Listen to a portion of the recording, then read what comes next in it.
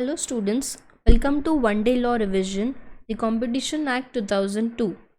As I told you in the last module कि जो important definitions है हम वो एक अलग से मॉड्यूल में कवर करेंगे क्योंकि ऑलमोस्ट हर मॉड्यूल में एक दो न्यू कॉन्सेप्ट्स आए हैं, तो इट्स बेटर कि मैं एक जगह उनको समझा दूँ so you will understand it in a better way.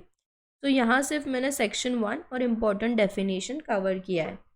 तो what is section 1? The act का नाम है the competition act 2002. It extends to whole of India except Jammu Kashmir, अब नहीं रहा 2003. और ये कमेंस कब हुआ था? ऑन 31 मार्च 2003. इस डेट से ये एक्ट फोर्स में आया. अब एक्ट का ऑब्जेक्टिव क्या है? लास्ट मॉड्यूल में भी बताया. Keeping in view the economic development of the country. Act का काम क्या है? For the establishment of a commission. Number 1 है कि वो एडवर्स इफेक्ट ऑन कंपटीशन को प्रिवेंट करे, that is anti competitive agreement को प्रिवेंट करे, कंपटीशन को प्रमोट करे और सस्टेन करे इन मार्केट्स, कंज्यूमर्स के इंटरेस्ट को प्रोटेक्ट करे and to ensure the freedom of trade carried on by other participants in market and other matters related to और incidental thereto. This is the objective of the act, very important. You can write it in exam. Do remember this, very important. So let's start with important definitions now. ज़्यादा definitions नहीं है, 5-6 है, but all are important. So first is acquisition. Acquisition is defined under section 2A. Acquisition means directly or indirectly acquiring or agreeing to acquire. Directly या तो indirectly हम acquire कर रहे हैं या we are agreeing to acquire what? Shares, voting rights और assets of an enterprise, या फिर कंट्रोल ओवर मैनेजमेंट और control over assets of the enterprise. मतलब एक्विजिशन कब माना जाएगा? जब हम डायरेक्टली या इनडायरेक्टली या तो एक्वायर कर रहे हैं या वी अग्रीइंग टू एक्वायर क्या? या तो shares that is more than 50%, या तो वोटिंग राइट्स, या तो एसेट्स ऑफ द एंटरप्राइज, या फिर कंट्रोल ओवर द मैनेजमेंट या control over the assets of the enterprise. Small definition इस फॉर्मेट में इजीली याद रहेगा, ठीक है. दिस वाज एक्विजिशन हो गया. अब है अग्रीमेंट. अग्रीमेंट क्या है? इंक्लूड्स एनी अग्रीमेंट और अंडरस्टैंडिंग और action in concrete whether or not such agreement, understanding और action is in formal और writing. मतलब राइटिंग में होना ज़रूरी है क्या? नहीं. whether or not in writing. whether or not such agreement, understanding or action is intended to be enforceable by legal proceedings. Legal proceeding से एनफोर्सेबल होना ज़रूरी है क्या? नहीं. फॉर्मल होना चाहिए क्या? नहीं. मतलब अग्रीमेंट मतलब क्या? It includes agreement, understanding, action in concrete. ठीक है, सिंपल डेफिनेशन. थर्ड है कार्टेल. कार्टेल मतलब association of producers, sellers, distributors, traders या सर्विस प्रोवाइडर्स जिन्होंने by agreement, who by agreement amongst themselves, क्या क्या उन्होंने लिमिट किया है, कंट्रोल किया है या attempt to control what? The production, distribution, the sale, the price, the trade in goods और प्रोविजन ऑफ सर्विसेज. हमने ओलिगोपोली में देखा था कार्टेल वाला कंसेप्ट, क्योंकि वहाँ पे फ्यू सेलर्स होते हैं तो वो थ्रू अग्रीमेंट एक दूसरे को रेस्ट्रिक्ट करते हैं either by controlling the price और production of the goods. So that is cartel. Section 2F consumer, जो कि पिछले मॉड्यूल के सिनॉप्सिस में था. Consumer, customer. Consumer means any person who buys any goods for a consideration, मतलब obviously price, which has been paid or promised or partly paid and promised partly.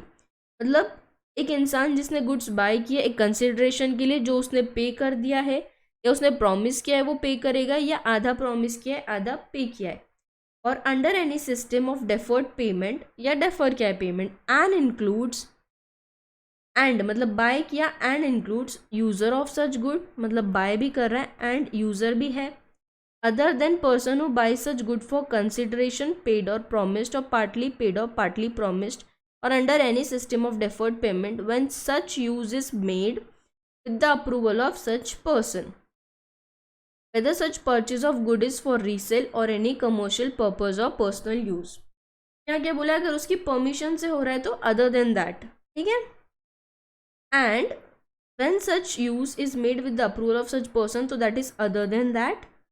Whether such purchase of good is for resale or any commercial purpose or personal use, doesn't matter. If you're buying, if you're using it, then you are a consumer.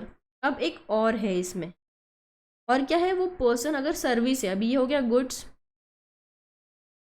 Goods, ये services, अगर वो person कोई service को higher कर रहा है या avail कर रहा है फॉर अ कंसिडरेशन, तो वो पे करने वाला है या प्रॉमिस किया है या पार्टली पे किया है, पार्टली प्रॉमिस किया है, या कोई डेफो पेमेंट सिस्टम उसने अपनाया है। एंड इंक्लूड्स, और इसमें दूसरी चीज़ क्या है, beneficiary of service other than, again the same thing, the person who hires, avails the service, consideration paid, payable, promise etcetera, and such service are availed with the approval of first mentioned person.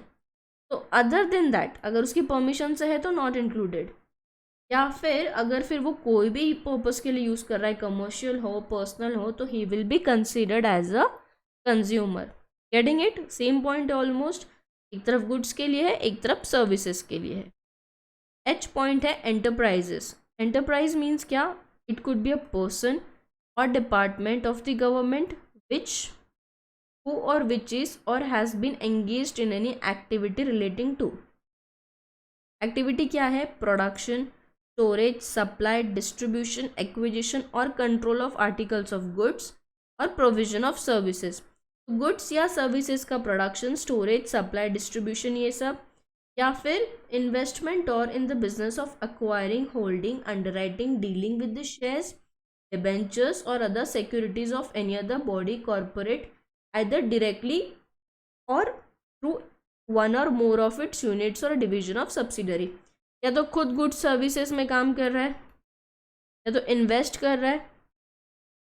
और इसमें अब exception है, any activity of the government relatable to the sovereign functions of the government, मतलब जो government के basic functions है, including all the activities carried on by the departments of the central government, like atomic energy, dealing in it, currency, defence, space, तो ये सब चीज़ों को enterprise के फंक्शनिंग में नहीं माना जाएगा। So this is the exception. But otherwise अगर production, storage, supply, distribution, acquisition है, या किसी तरीके शेयर में इन्वेस्ट किया है, एक्वायर किया है, होल्ड किया है, अंडरराइट किया है, शेयर्स हो, डिबेंचर्स हो, सिक्योरिटीज हो, कुछ भी हो, that all will be considered as a enterprise. मतलब जो पर्सन ये एक्टिविटी में एंगेज्ड है or is related to, that will be enterprise, that person or that department will be enterprise। Goods are defined under Sales of Goods Act 1930 and includes products manufactured, processed or mined, that is goods, तो बनाए गए हैं, process किए गए, mine किए गए, debenture, stock and shares after allotment, या फिर और तीसरा है in relation to goods supplied, distributed और controlled in India, goods imported into India. This is the definition of goods. Price, price in relation to sale of goods या in performance of a service include.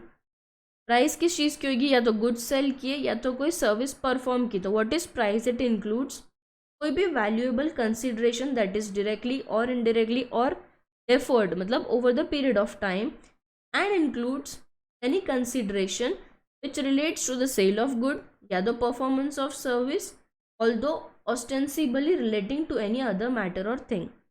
तो price मतलब या तो valuable consideration या कोई other type of consideration in respect of the goods that were sold या तो services that were performed। ठीक है। रेलेवेंट मार्केट, ये भी एक इम्पॉर्टेंट कंसेप्ट है, आई थिंक मॉड्यूल 3 में आएगा ये। Means the market which may be determined by the commission of competition with reference to the S और टी और बोथ।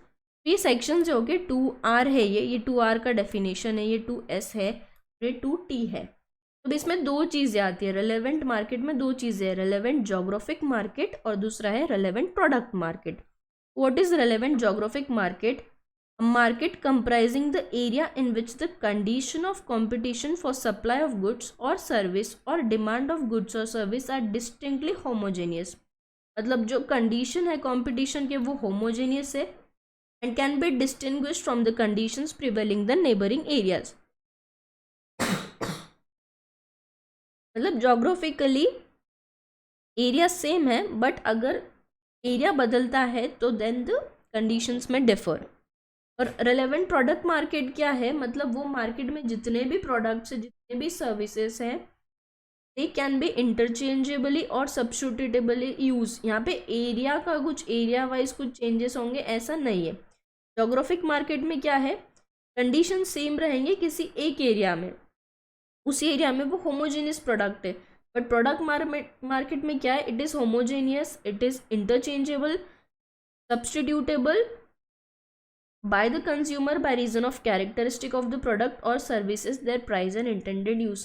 मतलब प्राइस हो, उसका यूज हो, उसके कैरेक्टरिस्टिक हो, सब सेम है। It is relevant product market.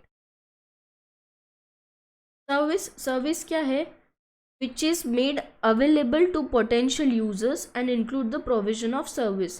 service मतलब it includes services in connection with business of any industrial or commercial matter, जैसे कि बैंकिंग सर्विस हो गई, कम्युनिकेशन सर्विस हो गई, education service, financing, insurance service, chit funds, real estate, transport, storage, material treatment, processing, supply of electrical और other energy, boarding, lodging, entertainment, amusement parks, construction, repair, conveying of news और information and advertisement. तो ये सब चीज़ों को service माना गया।